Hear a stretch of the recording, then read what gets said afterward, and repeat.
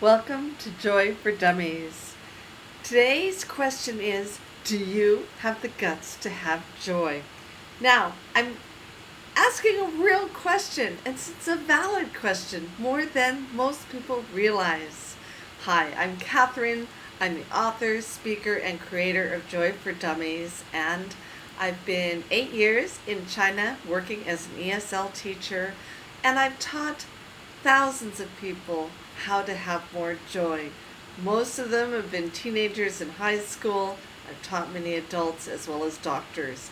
So, these are just quick, easy, fast tips of how to have more joy in your life. So, today's question is, do you have the guts to have joy? Why? Because first, it usually means moving, getting off the couch, turning off the television, getting away from your computer, Facebook, playing video games, Candy Crush. Why? Because our bodies like to move. They feel better when they're moving. They have more oxygen because you require more oxygen to move more. As the last video showed, we often use a small portion of our lung capacity when we're just sitting. So, more oxygen, more movement, we think clearer, and we feel better. But it's bigger than that. It actually takes being brave to try something new.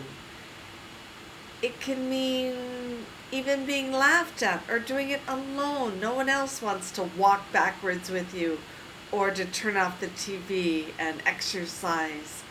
So it's going outside of your comfort zone.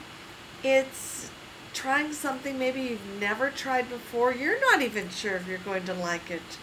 And why is this important? Because thriving is always new. Think of a plant that's growing. It's blossoming into ways it's never been before. It's trying something new. It's getting bigger, more beautiful, and it's brand new. For that plant, it's brand new. So for you, it's brand new when you try something. And it can mean leaving friends, family, coworkers behind. They don't want to just sit and play Candy Crush. Instead of get up and walk backwards or just try anything. Traveling is all about new. Oh my golly. And there are many people who've never left their city. They've never left one city their entire life. I've traveled and met people in the Philippines that have never been off this tiny island. And it's only a 20-minute boat ride to the next island, but they've never been off the island. So you're not unusual to not try things new. It's actually unusual to be the one who tries things new. Why, again, might this make you feel better? There's adrenaline that happens. It's a little bit scary. To go outside the familiar is scary. So many of us stick with what is familiar. We know all the bad that comes with that, but we know how to get through that, and so we just stay. We stay in jobs we hate and in relationships that are difficult. Now, I'm not saying you have to leave your job, nor do you have to leave that relationship. In fact, what I've found here in China, I have had over 36 epiphanies that would have made me very happy in my previous marriage, and even with my difficult neighbors. They thought I was difficult. I thought they were difficult. And I've come up with epiphanies that would have made us both happy. And that's what epiphanies are. They're win-win situations. Now for me, they only happen in moments of quiet movement. That can be doing the joy meditation that I've taught in these videos, walking backwards, I taught that in a video. And it's in these quiet moments where you're doing a little bit of movement and in a place of contentment. Then out of nowhere, I'll have an idea like, oh my gosh, that would work for me, that would work for my husband, that would work for my neighbors. Oh my golly, I just have to do this, everybody's happy, and wow. Now, what happened to me in China, I came to China for 1 year to heal. At that time, I could barely walk up a flight of stairs. I was so depressed and miserable with my life, I had no energy. So I was looking for a part-time job, thinking even working at minimum wage would get me out of the house. That's my cat, if you can hear her. And yet no one would hire me. I didn't interview. I applied to over 100 jobs in a 6-month period. Got one interview, no job offers. During that time, I saw a small ad that advertised, you can see her tail. Hello, kitty kitty. And it said, teach in China. And I thought, oh my gosh, I want to do that. Oh my God, I can't go. I have a husband. Oh, and well, from the moment I decided I would take that job, my life flipped overnight. I suddenly liked my future. And I stopped being depressed. I started having energy, and the rest is history. I did stay 8 years instead of 1. I loved it so much here. I'm in Zhengzhou, China, the very center of China.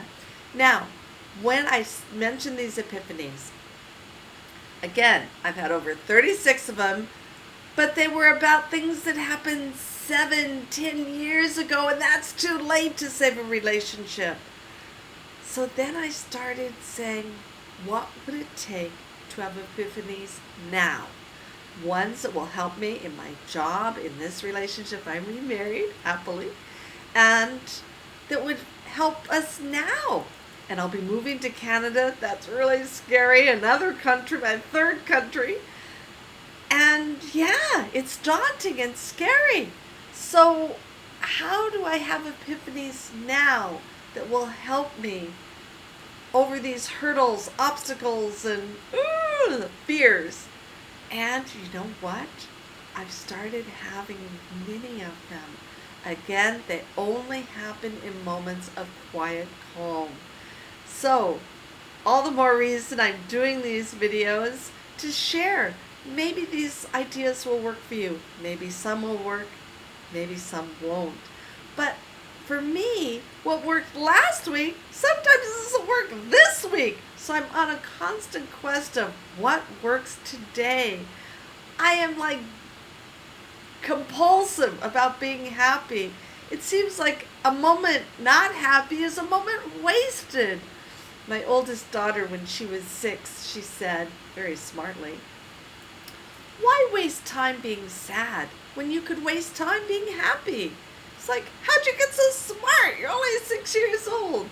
And yeah, it took me to be over 50 before I started learning how to make myself happy in the moments I'm not. That's what these videos are about. Fast, easy ways to find joy, happiness in just a few minutes, a few breaths. It can be that easy. You can see the poster behind me. That brought me 3 hours of joy just making it.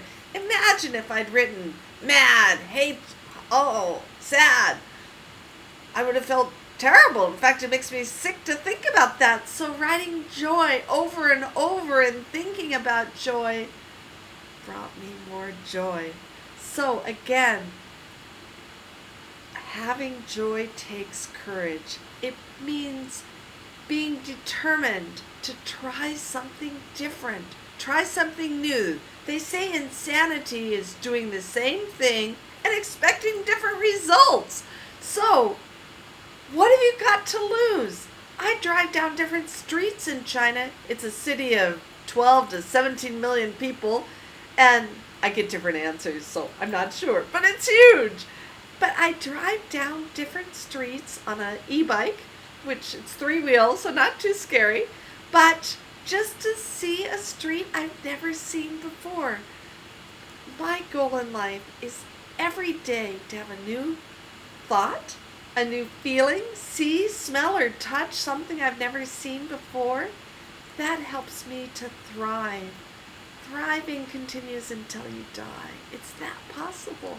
Because even lying in bed, you can have joy, which kind of takes you into realms you don't normally stay in. Joy is fleeting, it comes and goes, but the more moments you can capture that, it's a bit like sucking helium. You're like, wow, I just feel better. So, if this video was helpful to you, please hit the like button. I want to know where you're seeing this from. What country are you in? What state? What city? Again, I'm in the heart of China, and I want to know where you're checking in from. If you have any questions, if there are different situations you have, ask a question. Tell me about it, and then I'll do a video if I know something that can address that. Share this if you know anyone who would like it. And I do have a website called Joy for Dummies. Thanks so much for being here today. I love you. God bless. Take care. Big hugs. All the way from China. Bye.